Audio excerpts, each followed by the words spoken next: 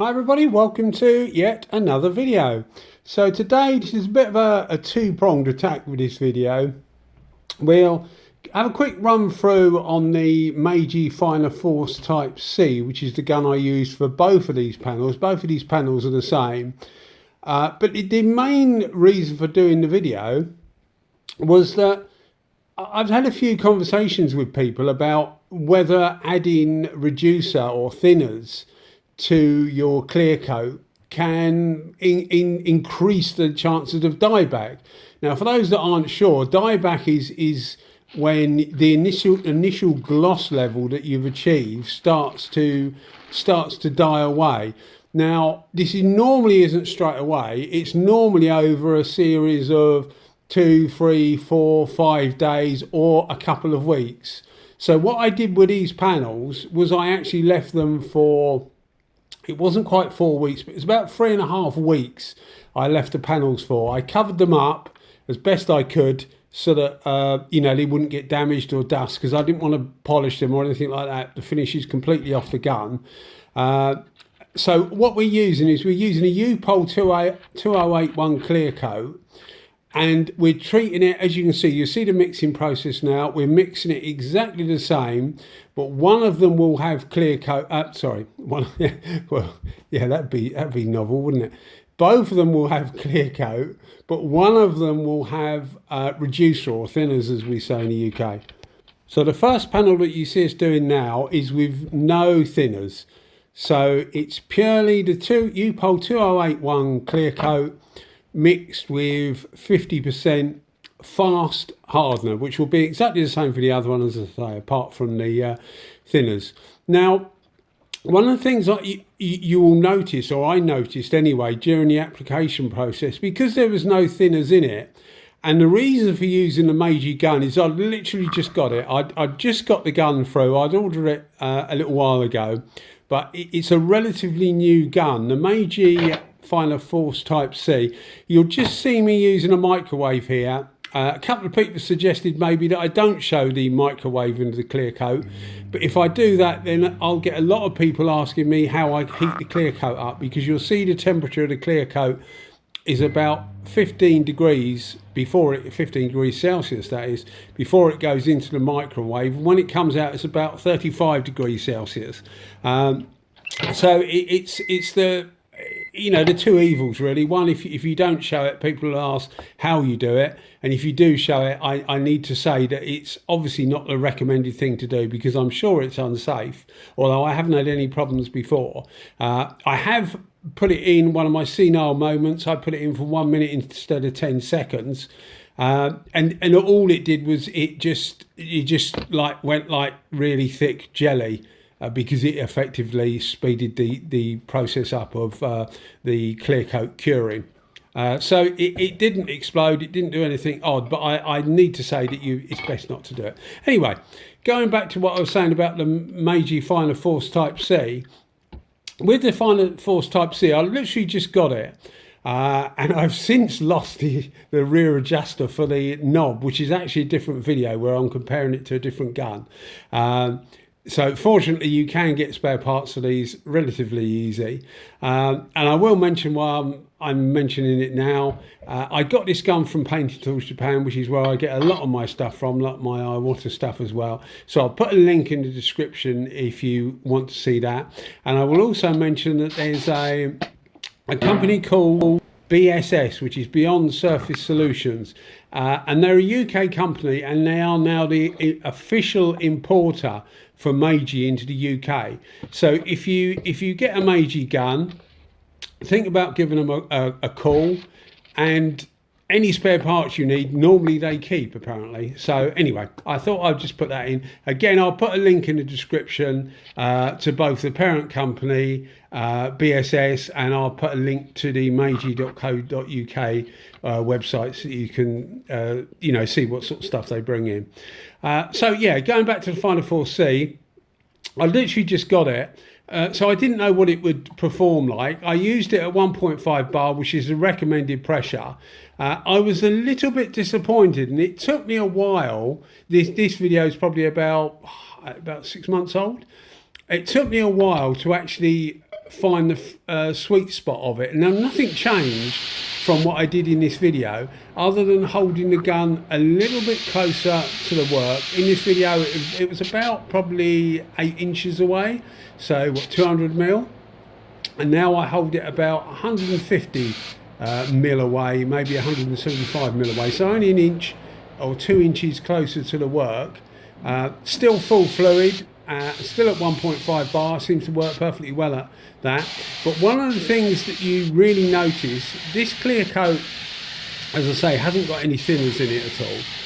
But one of the things I notice is that the better quality the clear coat you use with the Meiji Finer Force Type C, the better results you get. Now, I know that can be said for a lot of guns, but it's certainly the case for some where it definitely rewards you better with a better clear coat, one that flows out more. And that's because the atomization is very, very fine. So it's not putting loads of material on. The material output of these, off my head, is about 130 millilitres per minute, which isn't a lot of material compared to some of the finer force guns. You've got the B, the R, the T and the WB, which are approaching sort of like the high 100s, so 180s, 190s. So this doesn't put out anywhere near as much material. And you tend to notice a gun that doesn't put out much material more with a higher solids, non-reduced clear coat, just because the droplets, it just can't atomize it fine enough. And I think it's because the pressure just isn't there. At 1.5 bar, the pressure just isn't there. What you do get is you obviously get lower overspray. You get the normal Meiji build quality, although this is the gun that I actually had a problem with. I'll try and remember to put a link in the description. It was quite an easy problem to fix. It's just a matter of replacing a few spare parts at the back there behind the fluid adjustment knob, which is now somewhere in my workshop and I cannot find it. And that just tells you about the state of my workshop really, rather than anything else, because I have spent about 2 hours trying to find it, but I've given up now, and I'm going to order a new one. But yeah, so with this, what you notice is it does atomize very fine, and because it's a low pressure gun, or relatively low pressure at 1.5 bar, so what's that, about 20 psi, isn't it, 21 psi?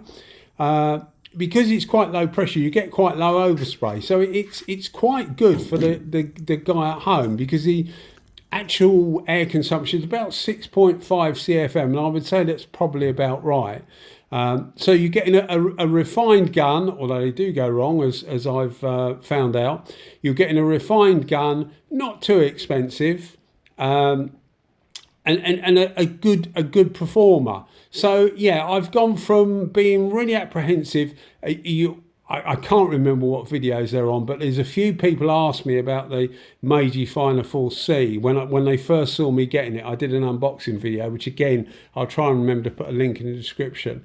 And a few people were asking me about it because, you know, they want to buy one basically.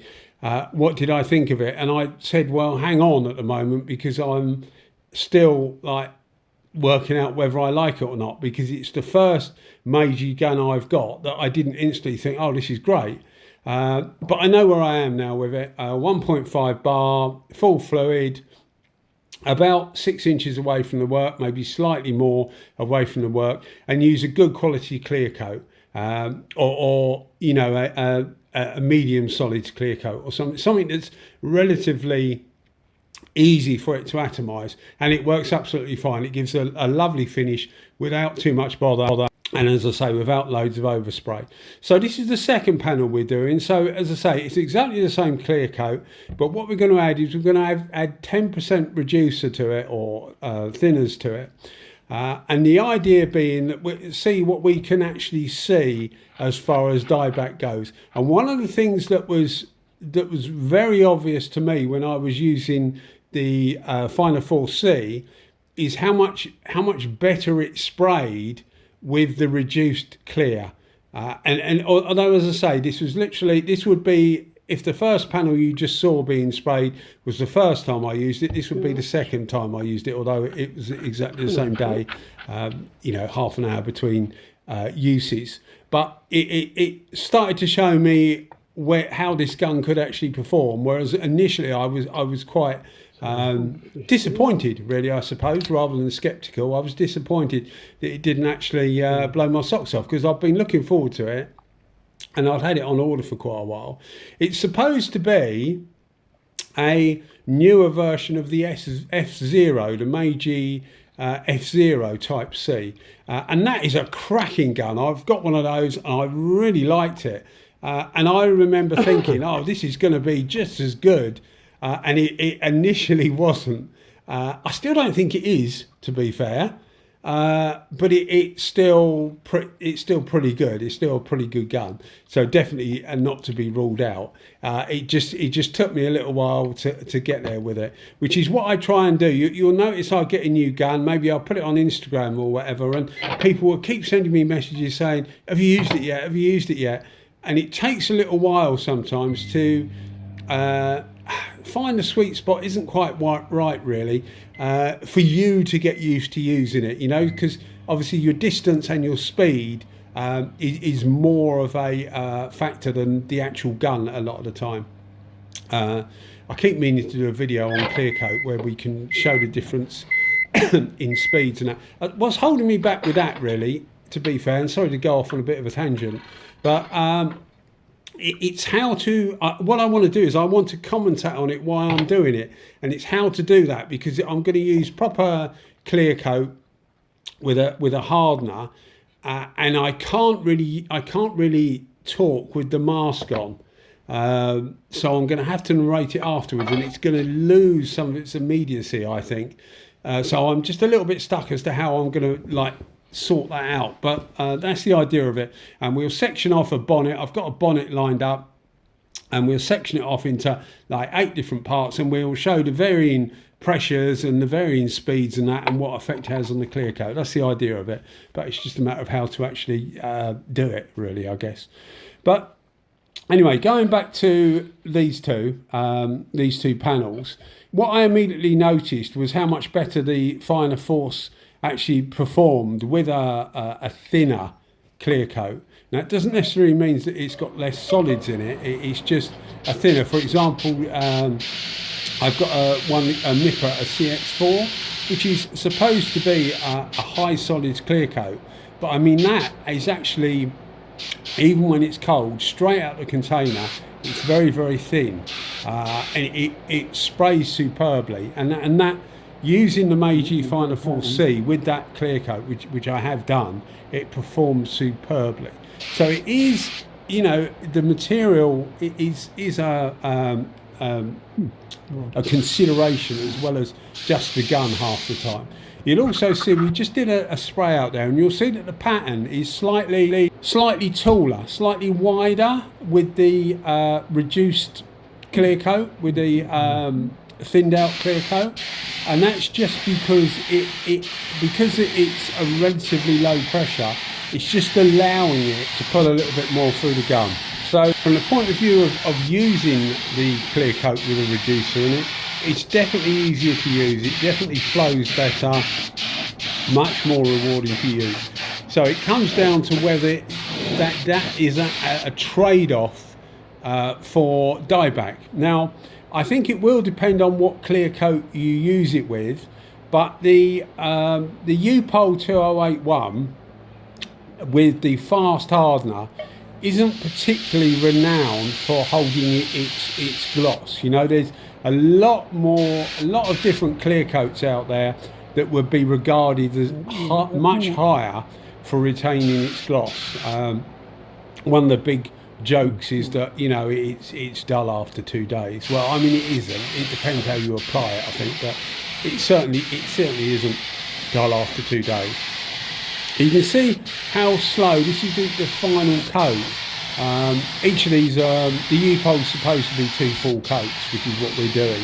But you can see how relatively slow I'm going with the Finer 4C, and it was still a little bit peely, but what you noticed much more on the panel without the thinners was much more peel. I tried, you'll get the normal video footage at the end of the video of the 2 panels together, and I tried to get as much as I could of the the finish, which wasn't particularly good on the first panel we did. And that's going to be because there was no thinners, and the fact that this gun really doesn't like, as I've pointed out, it really doesn't like clear coat that's viscosity is too thick. One of the reasons for heating a clear coat, you see us heat the clear coat, and again I'll try and remember to put a link in the description of the video, is that when you heat the clear coat, it actually makes it, the viscosity, it actually makes it go a lot more runny, which helps it flow out. It also helps it cure faster. So it depends how much you've got to do. If you've got a whole car to do, then mind you, you're only going to heat up probably 600 millilitres or 1,000 millilitres if you've got a really big cup on your gun, but you're not going to heat up more than that. And the amount of time it takes you to spray that, the stuff will stay perfectly fine in the pot. And if it's really hot, then you won't need to heat the clear coat up in the first place. So I can't really think of any negatives with it. So this is straight after the application. The first panel you'll see in here is without thinners. I think this says no thinners, yeah, without thinners. It looks better than it is, to be fair. But the second one, the panel you're seeing now, is with thinners, and it's definitely better. This is actually next day rather than straight afterwards, but it's not. The second lot of video imagery we'll go to in a minute, which is actually done in sunlight, actually shows you there was no discernible drop off in gloss levels at all. So what I've established with this, I don't think, and it will depend on the clear coat, but I think it'll work with most clear coats. But certainly what I found, it doesn't have a profound effect on, or any effect really that I could see, on the clear coat. Only the application, which is obviously a bonus if you can apply it better. So this is after 3.5 weeks. The panel on the left has 10% thinners added, and the panel on the right has no thinners added. As I say, everything else is exactly the same. And I don't think you can see any difference in the gloss level. I mean, how long do you wait? 3.5 weeks I thought was a reasonable amount of time. If you're talking, years and years, you'd polish the car anyway, wouldn't you? I can't see that it has any detrimental effect whatsoever. Not certainly what I'm doing and the way I do things. But I've used it for ages with different paintwork I've done for people, and they've got the bike back. Normally I do bikes. They've got the bike back, and there's been no noticeable drop off in gloss level, but you don't know until you get them right next to each other. You don't know, which is why we try and keep everything the same with these two panels. Anyway guys, I hope you enjoyed the video as always. A little bit of a different thing, although same subject. Cheers guys, bye bye.